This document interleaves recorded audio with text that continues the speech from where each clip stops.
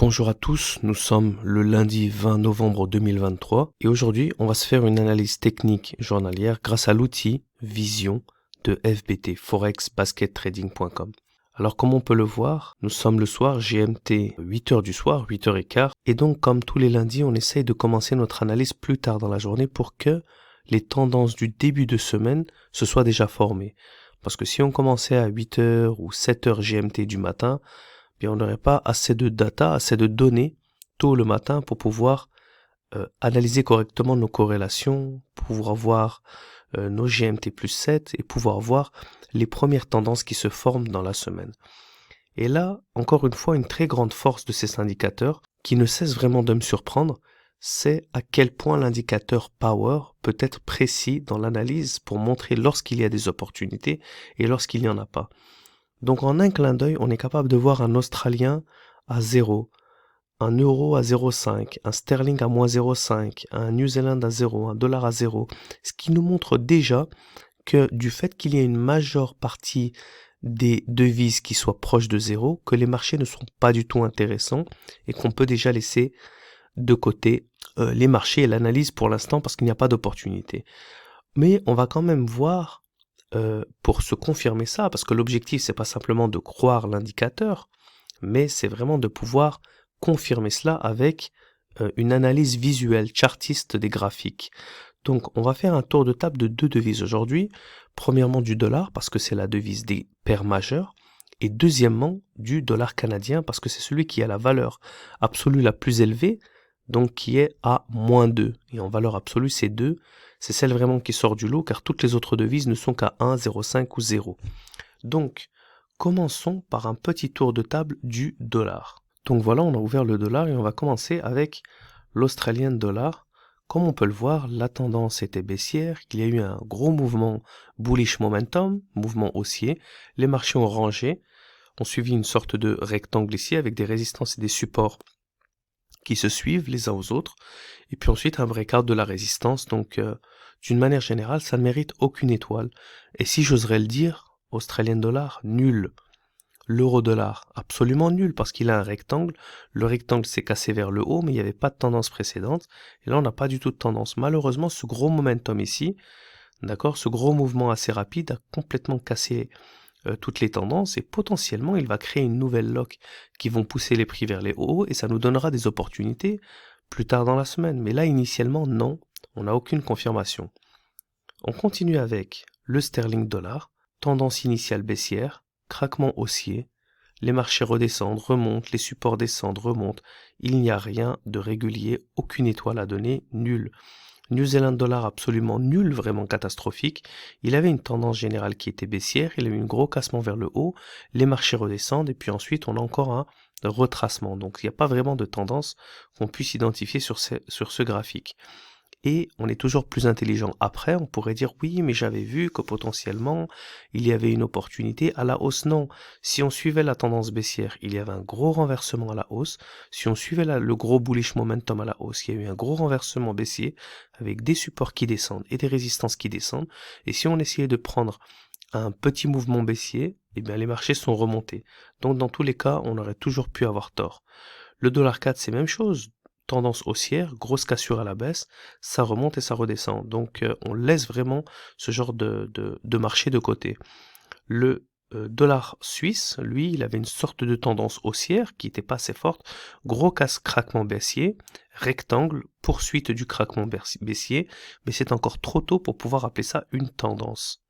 Et on finit avec un dollar yen assez similaire, d'accord, une sorte de tendance haussière, grosse cassure, on voit très bien que les résistances ont du mal à descendre, les supports même remontent un peu, puis on a 2-3 cassures d'affilée, mais malheureusement, on a du mal à avoir de la bonne configuration, de la bonne création de locks, parce qu'on ne va pas créer des locks à tout va s'il n'y a pas de vraie opportunité de tendance avec une cassure de cette tendance, d'accord? Et sur ce dollar yen, ce n'est pas encore le cas.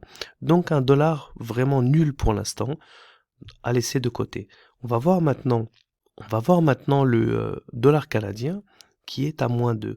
Et on va faire donc un petit tour de table Et comme on peut le voir, comme la grande majorité des devis sont à 0, ben on n'a pas de tendance et on a une tendance simplement sur le CAD yen et sur le CAD suisse. Mais on va quand même faire un tour de table pour pouvoir analyser ça ensemble.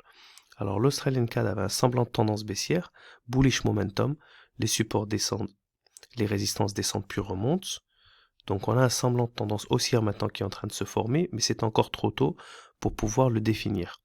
Le CAD suisse, tendance baissière à long terme et à court terme, des locks qui se respectent, des résistances qui descendent, des supports qui sont assez irréguliers, une GMT7 qui est absolument magnifique. Donc là, c'est entre du 3 et du 4 étoiles. Je pense qu'on pourrait donner du 4 étoiles parce que les locks sont bien supportés. La seule chose, c'est vraiment les résistances qui sont pas, les supports également, qui sont pas très réguliers. Mais d'une manière générale, on a de la corrélation entre la tendance long terme et court terme, les locks sont bonnes, la tendance est bonne, les breakouts, la GMT7, donc on a un bon CAD suisse. On continue avec le CAD yen, tendance mitigée haussière, support résistance catastrophique, ça monte, ça descend, une lock pas du tout respectée, une lock ici qui est respectée, une lock ici qui est très belle, donc même si au départ c'était un peu du n'importe quoi, les marchés ont repris court et là il y avait des opportunités. Si on prenait dans cette lock, on était largement gagnant. Cette lock a été absolument respectée. Vous voyez comment ça rebondit sur l'ouverture. Et la GMT7 est en plein breakout, donc on a vraiment une très bonne opportunité. Donc même si le début de cette tendance est un peu moyen, d'accord, à cause d'un petit bullish momentum qui est directement perdu, eh bien ça reste d'une manière générale quelque chose d'assez positif parce qu'on voit que le breakout se continue, donc on peut potentiellement considérer ça comme du 3 étoiles. D'accord, la tendance à long terme n'est pas bonne, les supports et résistances ne sont pas si bons, mais d'une manière générale, il y a du breakout, il y a de la lock, il y a la GMT7, donc on a du 3 étoiles. L'Eurocad, regardez, il est vraiment pas si mal. On a une tendance haussière de manière générale. On a les supports qui montent quand même, les résistances qui montent de manière un petit peu irrégulière. Potentiellement, on aurait pu avoir de la petite lock qui se ferme, mais malheureusement, pourquoi est-ce que l'Eurocad n'a pas d'opportunité, autant le Sterling CAD, parce qu'ils sont trop proches de 0, donc ça peut donner des gros renversements. Et on va voir le Sterling CAD. Le Sterling CAD, lui, est moins bon. On voit très bien que c'est irrégulier.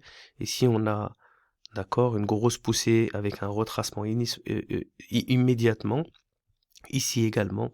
Donc on voit cette grosse incertitude, même si d'une manière générale les marchés montent, les résistances sont catastrophiques, puisque les résistances descendent. Et donc lorsqu'on a ce genre de scénario, il faut faire très très attention, ça nous montre une grande incertitude dans les marchés. NZ New Zealand CAD, très similaire avec le sterling, on avait une tendance baissière ici, gros bullish momentum, mini tendance baissière ici, on voit les supports qui descendent, donc ils sont contre-tendance, les résistances qui descendent, et puis après un gros bullish momentum. Même si ça continue de craquer, on n'a pas envie de baser ça sur la chance, parce qu'on n'a absolument aucune indication d'une tendance.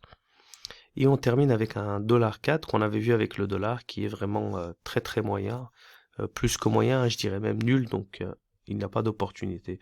Donc voilà, s'il y avait un peu plus de force ou de faiblesse sur de l'euro et le sterling ou le New Zealand, potentiellement on aurait pu se prendre un CAD avec un CAD suisse qui était très beau à voir, avec un EuroCAD qui était également pas si mal. Malheureusement, l'euro n'a aucune force ni faiblesse. Et avec un CAD yen qui était un petit peu mix, mais qui se termine très très bien. Donc on aurait pu avoir une opportunité sur le CAD. Mais encore une fois, ça c'est peut-être des petites erreurs de jeunesse que on pourrait prendre lorsqu'on est débutant à se dire c'est pas grave, je vais forcer la chose et ouvrir un basket, mais avoir une analyse objective et limpide en utilisant l'outil, c'est savoir également se restreindre et attendre que les opportunités se créent vraiment. Donc aujourd'hui, c'était une journée encore à analyser comme tout début de semaine pour pouvoir se préparer durant les journées à venir. Donc, c'est tout pour aujourd'hui. Je vous dis à demain pour une nouvelle analyse technique journalière avec l'outil Vision de FBT, forexbaskettrading.com. D'ici là, bon courage et bon trading à tous. Ciao, ciao.